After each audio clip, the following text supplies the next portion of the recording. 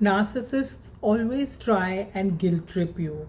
So, standing up for yourself to a narcissist doesn't mean that you will argue and fight and push and pull.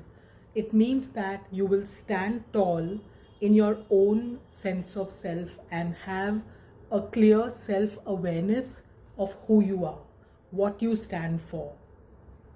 What the narcissist will do is try and guilt trip you about that. How can you do that? I spend so much time. We are so good together. You can't do this. They'll play victim. They'll try and make you feel bad. They'll shame you. You're the one who was the reason for the breakup or for all the things that went wrong. They'll give you proof of how you didn't do what you were supposed to do. So, a lot of times you're stuck out of the integrity of your own word. You're not stuck because you don't have the capability or the confidence to be alone.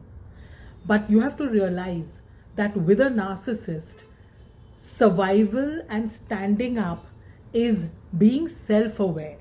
And that is not selfish. That is not being selfish. That is not being only self serving or self preserving.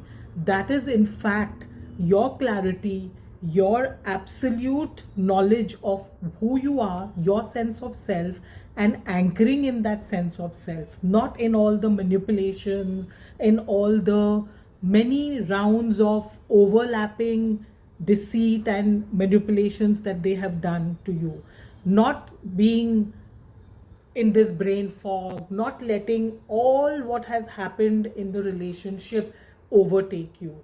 You know who you are. You are standing tall in that essence of you, and it is not selfish.